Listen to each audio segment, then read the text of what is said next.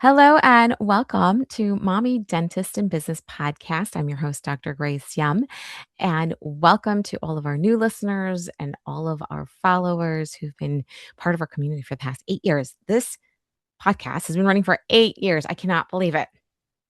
It's been like a total passion of mine, and we're bringing you information that's not just about dentistry or about practice management or about motherhood, but we were talking about all the things, right? Because we need to have information that's going to make sure that we're healthy and that we're thriving. And I'm really excited to bring on Megan Miller, board certified family nurse practitioner, entrepreneur, and speaker.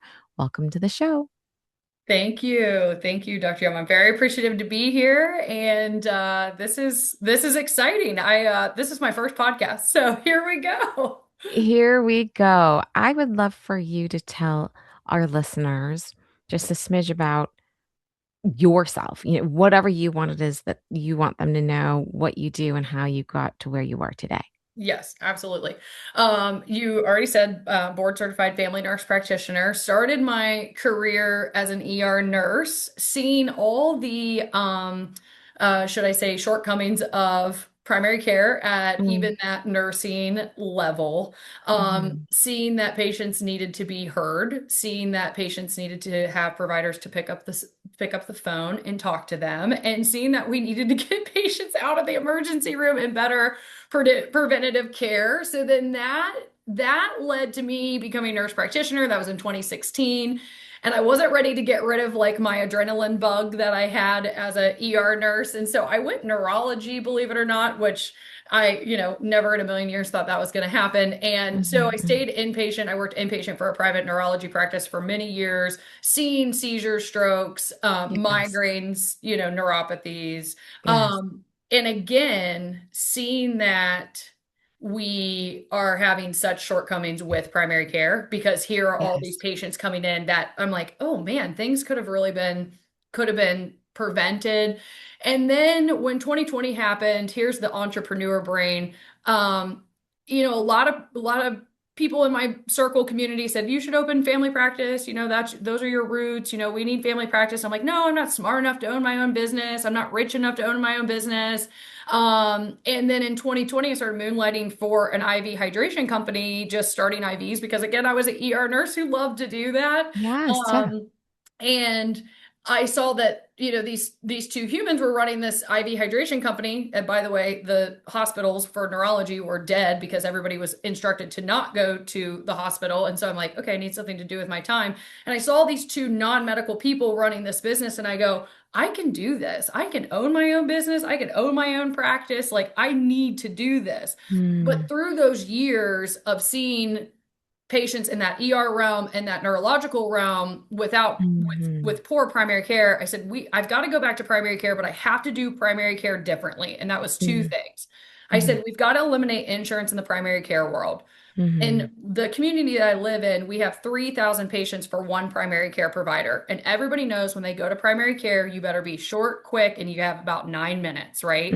I Mhm, think the mhm. national average is 12 to 15 minutes. In my community, it's 9 minutes. And that is That's terrible. yes, yes, yes, yes. So no one gets you don't get to talk about preventative medicine in 9 minutes. No. In new patient You know, appointments. Yes. honestly, Megan, 9 minutes is just about the length of time someone is gonna explain why they're there. Yes. Yeah. Yeah. Yes. I mean, Yes. 9 Yes. minutes isn't even long enough to fill out now all the All the paperwork. forms. Yeah. Yes. Yeah. Yeah. And that's all driven, and not to get into the weeds of insurance and reimbursement, because I know you guys know that. But, I said we have to do something different. We have to spend more time with our patients. We have to listen to them. And so insert the direct primary care model, which is Yeah. not necessarily concierge. It's just accessible, affordable, eliminating those insurance barriers so we can spend more time with our patients, and then insert me opening the practice in January of 2021 Mhm, with mhm, the mhm, caveat of also mhm. conventional medicine exists for a reason. Conventional medicine exists because that disease process is already there and we have risk versus benefit that we have Absolutely. to time, the clock is already ticking, right? I Sure, don't sure. have time to wait for you to make the lifestyle changes. Here is the band-aid approach that's going to fix it, going to make the numbers look Right. good, maybe make you feel Right. better, stop that disease process in its tracks. But And it's right. yeah, Well, work he backwards. and I think that, you're onto something in which you are trying to fix a problem, you are bringing a solution for those patients that are looking for quality care, that are saying, "I need more time. I don't wanna Yes. be rushed. I don't wanna be a number."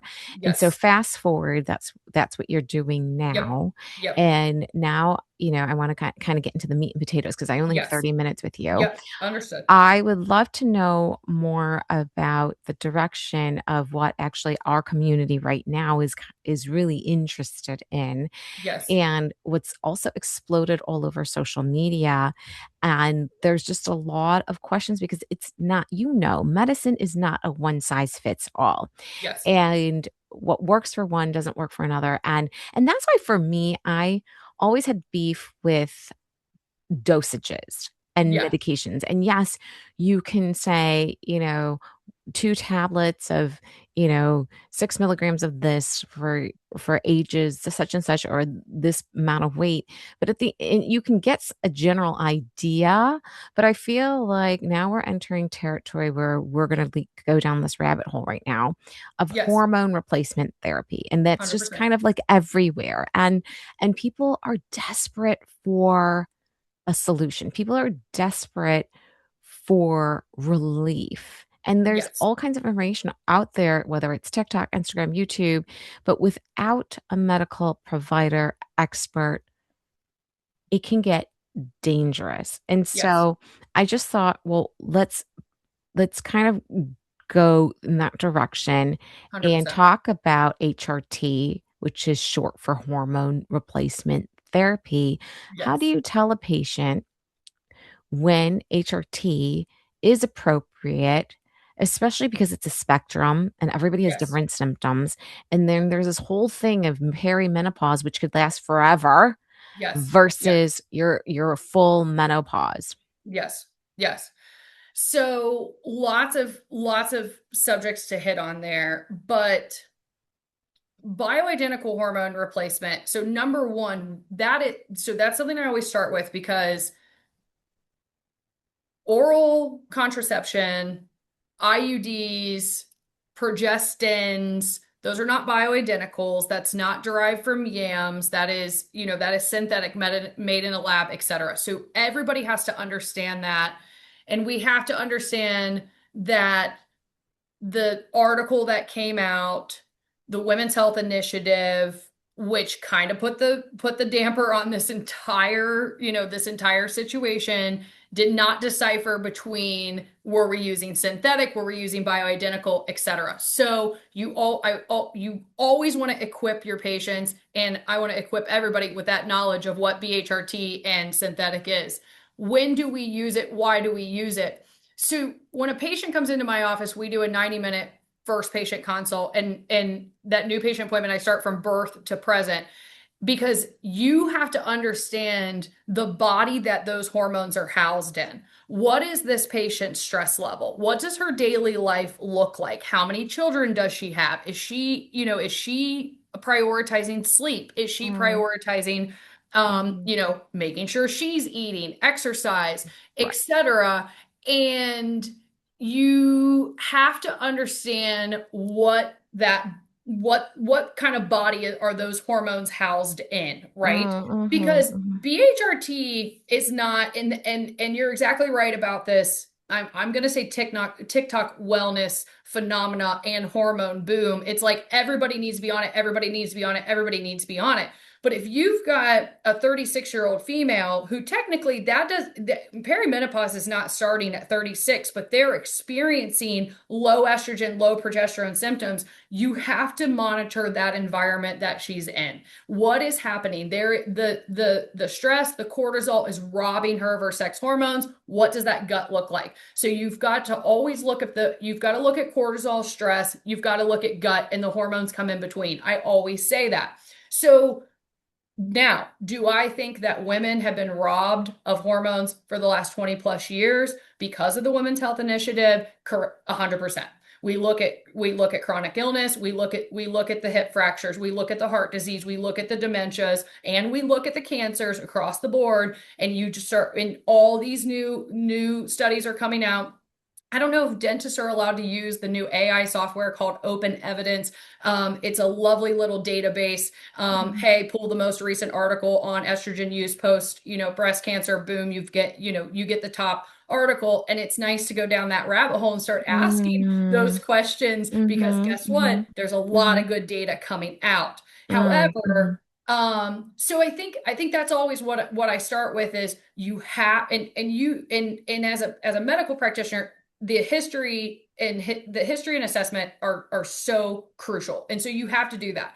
And you have to figure out the environment that they're in. But if that patient does then need hormones, and now we're seeing the benefits of early intervention of these hormones in that Mhm. perimenopause, Mhm. 100%, let's do it. We have to do Mhm. it. We've got to get her on progesterone. And then there's that constant, just like in conventional medicine, you have this risk versus benefit. Okay, I have a 36-year-old female who is running her own business and she's not sleeping and she has a stepchild. I'm not talking about myself or anything. And her luteal phase, she's going to wreck her whole life during her luteal phase. Okay, maybe we are going to use some oral micronized progesterone, cycling that throughout her month. But at the same time, we're going to work on how can she bookend her life? Where can Mhm. she fit exercise into the cracks of her Mhm. schedule? Sure. When can she Sure. take a vacation in the next 3 months? And so we Right. work on both of those things together. However, then when we identify a patient is in perimenopause, which I can give you that definition in a moment, but if they're in perimenopause or we know they're menopausal, we know the benefits of hormone replacement and we've got to know how to dose and we Right. got to get those on board. Love that. I mean, it's a lot of information, but I love that you're looking at the whole systemic approach, right? You're Yeah. looking at the patient. What is her lifestyle? What is her current health? How is this going to affect her overall health and being? And it's not just a prescription like, here, take this and good luck. It's Yes. let's go through everything and make sure we've got the right workup and the right medications on board. Yes. Now, for some of us, I have friends who are constantly talking about peptides. Yes. And I've heard of peptides. I know women taking peptides, but I haven't really done my research on peptides at all. I mean, so I would love your knowledge on what are they? What should we know about safety regulation and expectations before going on them? And then I hear of people being like, "Oh, yeah, I get peptides at my gym." And I'm like, "Your gym? Yeah. What? Yeah. Why would you get peptides at your gym?" Or I walk Yes. into my IV hydration place, which I don't go off. I mean, maybe I go like once every 6 months or something if I'm Okay. sick or Okay. something. Okay. Like, I don't Yeah. I Yeah. don't go. You know why? I'm gonna sidebar. Yeah. I honestly Don't I hate like needles? well, no, I work with needles all the time, but Yeah. it's just that I'm worried that, like, if they constantly are poking these 2 arms and then later Right. in life, when Yes.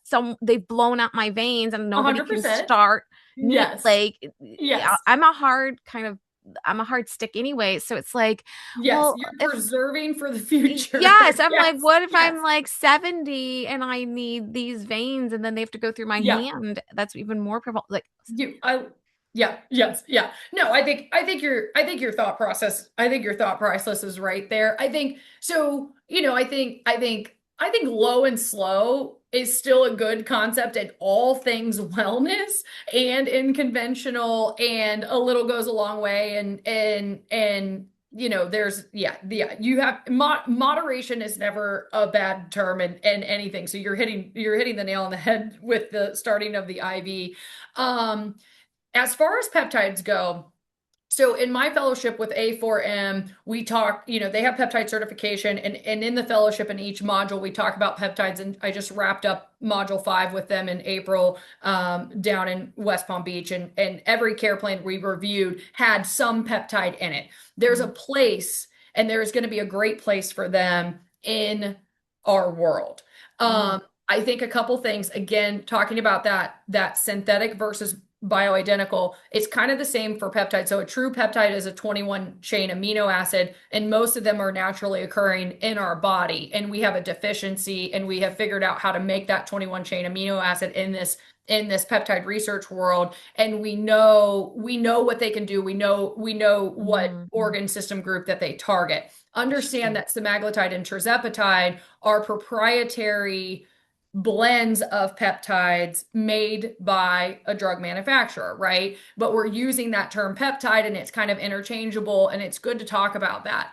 So James Lavelle, pharmacist. He is one of the head educators with A4M, and he is going to go speak on behalf of the integrative community when the FDA is reviewing the peptides, which he is an expert in peptides. Highly recommend following him. And he actually has a beautiful peptide textbook. It just runs through every single one of them, risk and benefit. The issue Mhm. with the peptides, as everybody might know, there's not any randomized controlled trials. Mm. And a lot of us are thinking about that, and we can't think, okay, this is an intervention that we need to use because there's not an RCT, and that's kind of controversial. And I think if we can allow for optimal medical research in our country, Mhm. that's only gonna benefit more and more with the use of the peptides. I do caution anyone right now who's putting a peptide in their system. I'm not saying there's not a place for them. I'm not saying Mhm. they're not, going to help us in different disease Mhm. etiologies. Mhm. Mhm. I think there's a place and a time, and I just caution because we don't know where they're coming from. Sure, And sure. so I'm saying to everyone, and I'm in Ohio, and the board of pharmacies are walking into our clinics, and they're walking into my compound pharmacy, and they're saying, "Where are the peptides? Do you have them?" I'm like, "No," So there is a lot of legal ramifications right now. Ohio is kind of a strickler. But I think there's going to be a place and a time. I think the research is going to grow on it, and we're going to have so much more knowledge. I mean, if we think about when Mounjaro and Zepbound were FDA approved and what we knew about that in 2021 versus what we know in 2026, it's wonderful. And so I think the peptides are going to get there, and I don't Sure. want them to be controlled by big pharma. Right, That's right. controversial, So yeah, so but for I our think there's a place in a time. There are some peptides that are legal, like Sermorelin right now is the okay, precursor to human growth hormone. And okay. Dr. Lavelle will even say if a patient is on tirzepatide or semaglutide, for as soon as we write for it, we want to get them off as soon as possible, right? We don't want them to stay on it long term because we're trying to work on the root cause, the gut health, for us to make our own GLP-1 and GIP. So as fast as you write it, you should have a game plan as fast to get them off. Mm. When we're talking for weight loss, there's some autoimmune off-label things, but Mhm. he even put me on the spot in my module. He's like, "What else are you putting this patient on for the tirzepatide?" I said, "Well, why don't we do a little Sermorelin, a little subcutaneous 5 days a week dosing of the Sermorelin to help build the muscle." So there are peptides that are approved and out there, and we can use, and Sermorelin is one of them. And I think that that's great. I think that we have to wait for a little bit more research, a little bit more legality, red Of tape to be course. lifted. Um, But I think that we yes, need to rewind a little bit because some people listening might not even know what a peptide is. I mean, the true. people Yeah, have heard of yeah, GLP-1s, Ozempic, Mounjaro, yes, yes, yes, but there might be some people who are like, "What are peptides? Like, yes. what are they for?" There are 21 chain amino acids that are basically signaling to your body to do all different types of things, and whether that's building muscle or that is immune system or healing gut cells, etc. And it just depends on which one you're looking Mm, at. mhm, You've got BPC 157, which is focusing on copper peptides, and you're gonna see the benefits of regenerative medicine come out of that, and healing, and immune system system improving and gut inflammation improving, or kisspeptin, and I'm probably saying that wrong, but and then you're looking at that in regards to PCOS. And so we can go down this rabbit hole and we can run through all of them. But I mean, they're in this longevity medicine space. They're in this regenerative medicine space, which Mm, mhm, I think is great. I just mhm, I caution, just because counterfeit is real in our country. And so mm. you know, you have to have an expert. You know, I am never going to recommend peptides until, you know, I kind of read Dr. Lavelle's book from cover to cover, you know. And so I think that's super important. I am not blaming or criticizing anyone who is not a medical provider from taking a deeper dive into integrative medicine. Sure. But, you know, I think there are key players who are teaching these key concepts: Dr. Carrie Jones, Dr. Tara Scott, James Lavelle, Diane Ginsburg, Erica Schwartz. You've got key players in this world that we need to be listening to and we need to be following. Terry Deneau, she's a nurse practitioner. You know, if it's coming from them, they're working, you know, they're working in the front lines. And I think that's a lot. I think we need to be listening to what they're saying. Sure. In that aspect. Those are that's my recommendation in this space. And again, too much of a good thing can be too much. So and we found that out with semaglutide and tirzepatide, right? Mm, mhm. And so yeah, I mean, I am on board when we get the go, but I think with anything, there is some caution, because Right. because you know, and here's the thing: the long-term safety data, whether it is an FDA approved med or a research med, is really hard. I was having a conversation with a mentor of mine on Sunday over coffee, and he said, "How many times do you report an adverse effect to Mhm. the Right. FDA?" Right. Right. And he's right about that. You know what Right. I Right. mean?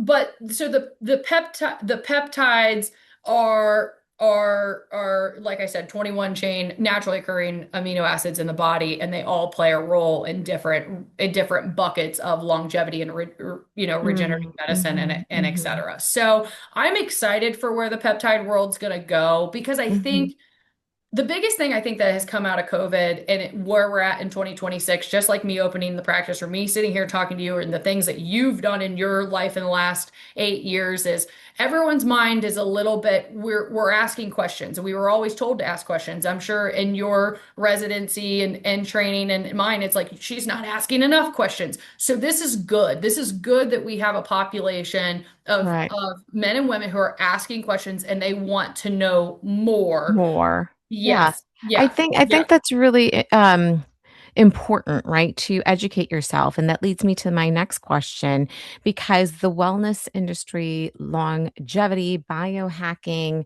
there's just so much out there. Yes. But it's again, like when my patients come to me and say, I saw this on TikTok, or I saw this on da da da da da da, you know, and the thing is, it's like, you know, you're seeing a little glimpse, right? Yes. But you don't know the depth of this medication or what it's going to do to you. I feel like we really should not ignore the dangers of social media, right? Putting out Yes. protocols and supplements. And sometimes these videos are made by patients and not by medical Yeah. providers, right? Yes. So, Yes. you know, I just want to put out there, there are other metabolic dysfunctions that we shouldn't Correct. ignore. And I think that that like you said, you need to be talking to a professional about You all these things. Yeah, you want to trust someone who actually, you know, I love, you know, I love the Dr. Tara Scotts and Dr. Diane Ginsburgs of the world, who, listen, they practice conventional medicine. They, you know, we were taught, you know, the pathophysiology, the anatomy, you know, the anatomy and the physiology, and we know the baseline, and then you layer that with your integrative knowledge and you put those two things together. And I think that's really, really important, right? Yeah. I think you have to know, I think you have to know both, and that's that, and you have to have experience I mean, how many patients have I seen in my life? I don't even know what Hmm. that number is anymore. And another mentor of mine always said, "Hey, we've got good research data, but you have to have your anecdotal data too." And if you're not seeing patients, taking a history, doing an assessment, and building that differential diagnosis, you haven't been there to see the rights and the wrongs and the risks versus benefits and the Sure. cause and effect. And that's Right. that's a huge deal. So my advice on that is, I mean, you have to have discernment, and Right.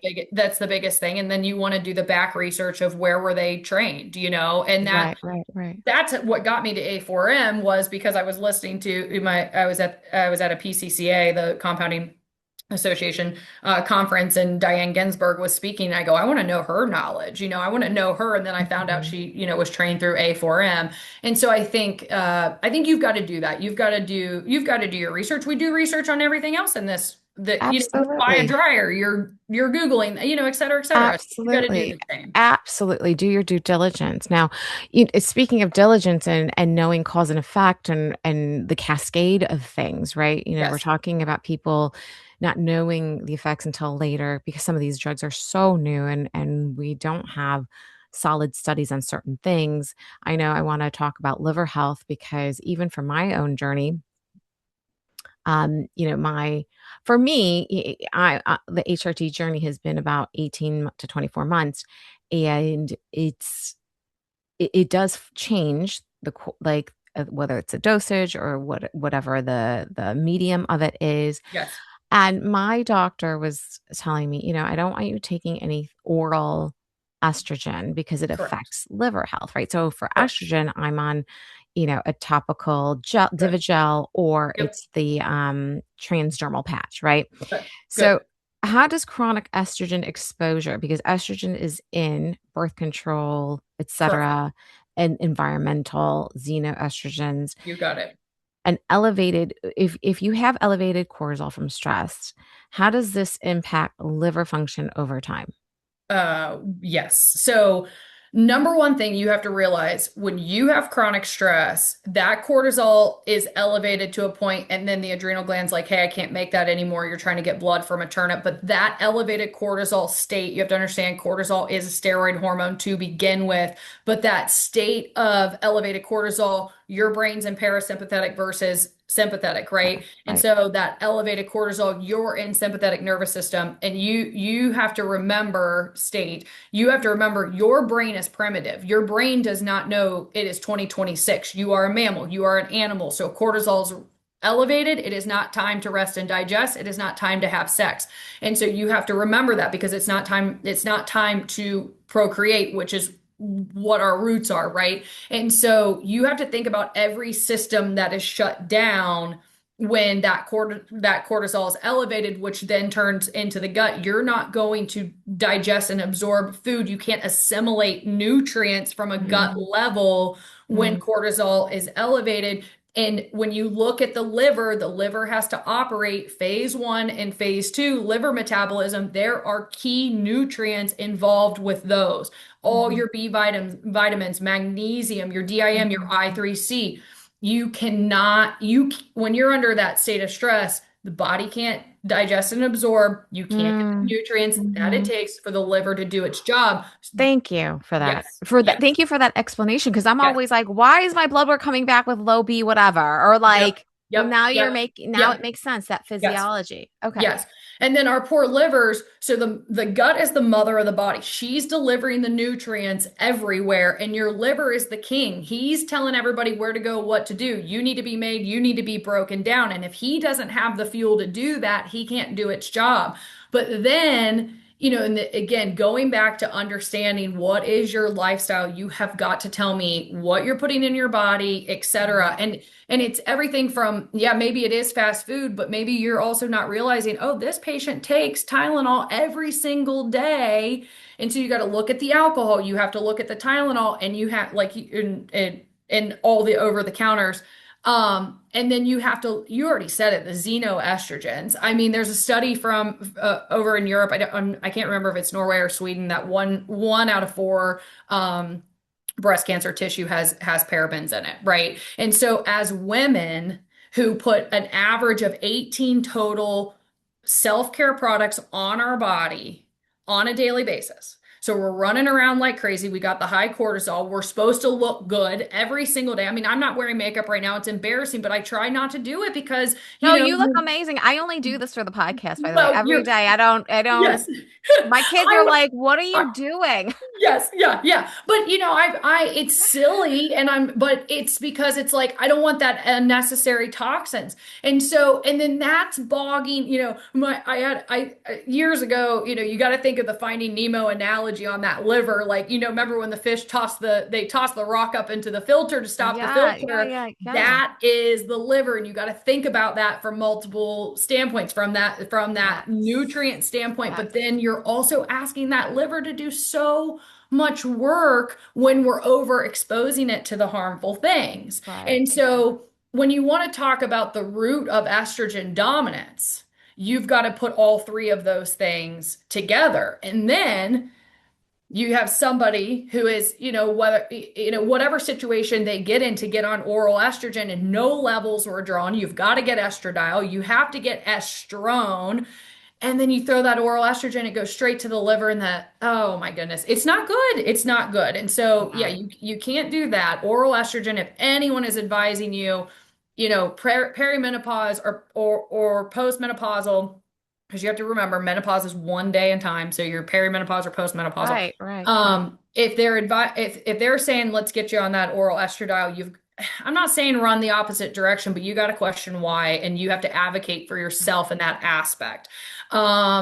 Same thing with, treating PCOS with birth control. You have to look at risk versus benefit and what that patient's quality of Mhm. life is, but that's not the root cause. That's not, Mhm. you're not treating the root cause. And we can look at that in so many ways.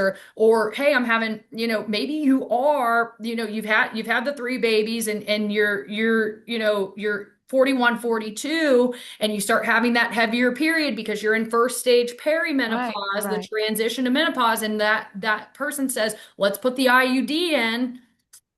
We've got, that's just Mm, basic. Those are just right. basic details I'm trying to empower my patients to take to those conversations with the OBGYN or finding a provider who kind of has that knowledge, because you have to advocate for yourself. But all of that Right. goes back to that very first thing that I said. You've got to build that foundation. I've been really big on that on my social media and talking to my patients, my newsletter, about building the foundation. Carrie Jones always says you have to take look at yourself as a house plant. She's 100% right. You Yeah, need the yeah. nutrition, the water, the sleep, the sun. And there's another theme that comes out of that too is, estrogen in a metabolically unsound body becomes harmful because estrogen is Mm, a growth hormone. And mhm. so, you throw estrogen in a metabolically unsound body, and it's going to do the opposite of what you want it to do because of that liver health. Does that make Sure. sense? And Absolutely. there's a lot of tests that you can do to look at that metabolism, Sure, sure. and we can go down that rabbit hole. And I'm not sure if I'm allowed to say a brand name, but that's what the Dutch study, the dried urine test comprehensive hormone, looks at. There's other tests that'll do it. But that's looking at production and metabolism of those Yeah, hormones.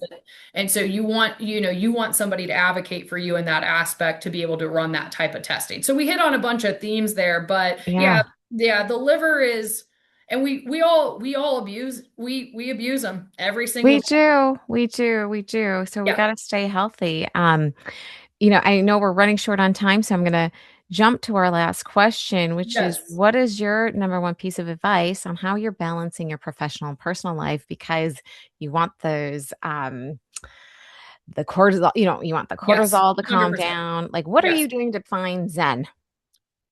Two things. I mean, I can name a bunch of things, but there's two things. Number one, you have to look at yourself in the mirror and know expectation versus reality and what your mission, vision, and values are. And you know this as a business owner and a mom. If you don't think that you're where you need to be in your life, or you have a regretful decision, or you're not meeting the expectations you thought you were going to meet, or you don't have that clear mission, vision, and values. My fiance hates when I say that all the time, but I live and die by it, because that's Good. that's that subconscious. That's what we wake up every day and have that internal push and pull with Absolutely. ourselves. So Absolutely. I'm big on goal setting and putting that on paper. I always say I would never be where I am if I didn't actually put goals on paper, and I encourage Yeah. everybody to do that. The second thing is exercise. It's a non-negotiable in my life. It's not for, yes, of course, it's for muscle mass, number one indication of longevity. Yes, it's for bone health. Yes, it's for insulin resistance. It's for mental health, guys. You have to, and it doesn't have to be, okay, I'm going to go to the gym and, be the Right. CrossFitter, but you have to move your body. You've got Jay Shetty. I don't know if you follow Jay Shetty. I do. He's He's amazing. great. Yeah, I He's saw him so good. speak in person. I forget where I was. Where were we? Austin, Texas. And he said, get outside, face the sun, and that's all about cortisol and circadian rhythm, and Yeah. get your head up and face that sun and get it. And that's the Yeah. same with the exercise, right? It's about getting Yeah. off the phone and having Well, that. being one with nature, I think when you're in Yes, nature, you're even by a body of water, trees, whatever, you're breathing in fresh air, but it's also taking your mind off of things. But yes, then you get to yep, see things that you're in awe of. And I think that yes, that that resets your mental state, and you need to practice gratitude, right? Like yes, 100%. having perspective of where you are in your life and being grateful for where you are in your life. And Yep, I think that those are so important. And I think, yes, that physical, mental, spiritual, all of it connects. And then that yes, overall affects your immune system. And finding, like I've done studies and I've read research that even having female friendships, yes. having Oh, yes, friendships that your go-to person or just people to hang out with that relieve stress. And that's supposed to be so important in your community, and studying the yes. blue zones and, Oh, yeah, like, yeah, yeah, yeah. like, Well, that's a yes. really important factor if you're into longevity, et cetera. Yeah. Yeah. No, no. Yeah. There's recent studies about oxytocin and isolation and chronic illness, and Yeah. it's 100% true. Lee Aaron Keneally, the integrative oncologist from Southern California. I don't know if you're familiar with her. She's a great one to follow as well. And she talks about, if I was diagnosed with breast cancer today, what are the things that I Yeah. would do? And the number one thing she says is get outside, get sun, and be with your family. It's a no-brainer. Yeah. So I think those are huge. I'm Yeah. referencing all these people because I can't take credit for all my knowledge, because it's just Well, it's what's it's built my community. Right, foundation. right. But I think the people, they deserve credit for all Yes. this information, Yeah. but it's also something that we don't talk much about. And I think I give you applause for leaving the situation, being with your patients, giving them information, educating them, because 7 minutes or 9 minutes or 10 minutes is not an education. Yes. And it's the amount of time you can listen and write a prescription. Yep. And that's what Yep. we're trying to do, is balance the prescription Yes. with, like, the goal isn't to be on it forever, right? Yes. What can we do to modify or have a less of a prescription or less medication, right? Bingo. So I Bingo. think Yes. that's so wonderful to balance, right? And that's why it's integrative medicine, is to balance like the organic way with, Yes. yes, the prescriptions, Yes. but coming out ahead and coming out, Yep. and Yeah. everybody has familial genetics and things that we're fighting against, 100%. naturally. But I think with guidance, I think that what you're doing is just fantastic and helping your patients. So thank you for joining us. Thank you for being with us on our podcast. It was wonderful to have you. Thank And you. listeners, thank you for tuning in. And we will see you at our social summit, which is in the fall. It is in Washington, D.C., in Georgetown. Please join us. It's about to sell out. We only have 3 seats left, and we will see you there. And keep listening, keep on keeping on, and take care of your body. And on that note, have an awesome day, and we'll see you next time.